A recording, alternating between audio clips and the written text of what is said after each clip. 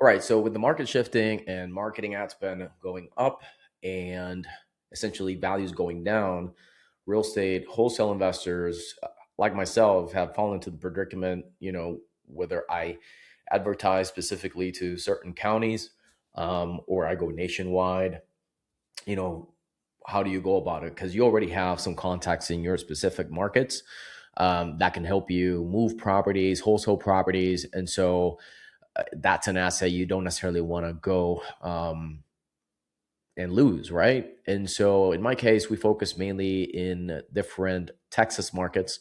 And I'm just going to take you through the exact process that I use to identify properties to make offers on the MLS.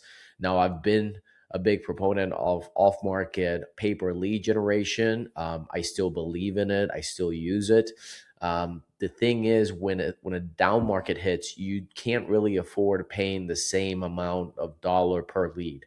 So what we've seen, the shift that we've seen is you do nationwide paper lead generation, which tends to be super cheap. We're talking about $30 a lead. Um, but for the markets that you have strong dispo connections, people that can buy properties, direct buyers, big box wholesalers connections, we've found success just wholesaling properties that are stagnant, have equity, that have been on the market. And so, right here on this video, I'm going to share with you what that process looks like to call the agent and make an offer. Now, what are the things you're going to need to make this strategy, wholesaling on market properties to off market buyers, successful?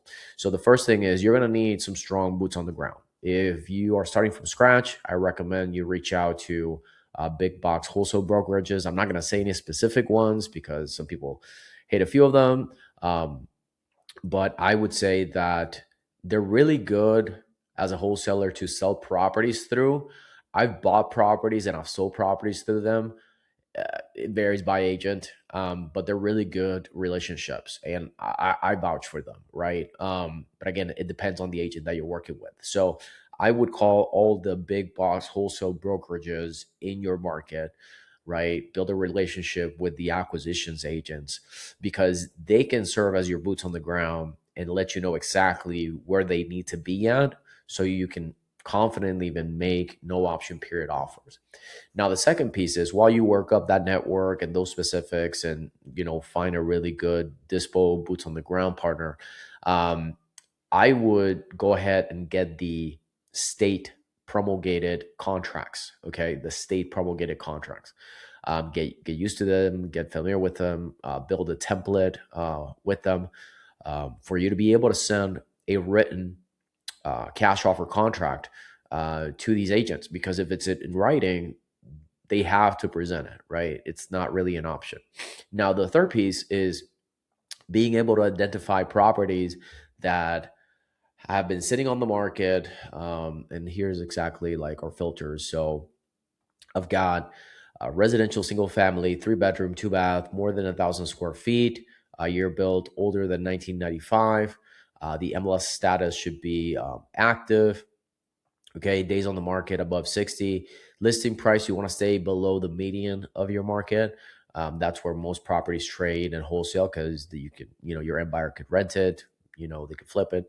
Um, Individual owner, you want to have a minimum of 20% equity. In terms of value, I would say not above 900. Again, that's subject to change in your market in terms of the buy box. And so that's pretty much it. That's the criteria here. We don't want to target properties that are pending, properties that are obviously about to close. And so the last piece to this is once you get the listing, I'm using batch leads for this because I find it very useful. Sometimes their data is lagged for about 30 days. So what I want to be able to do is I want to go through the pictures and take a look at pictures that don't look that well put together, right?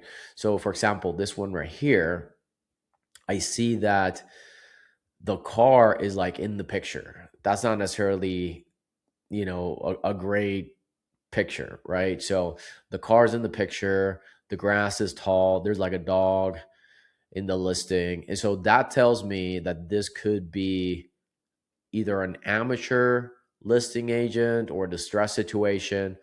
Um, in batch leads right here, you can click and get an idea of the rental rate. Okay. Right now it's listed for 12. So I'm going to make an offer on this one.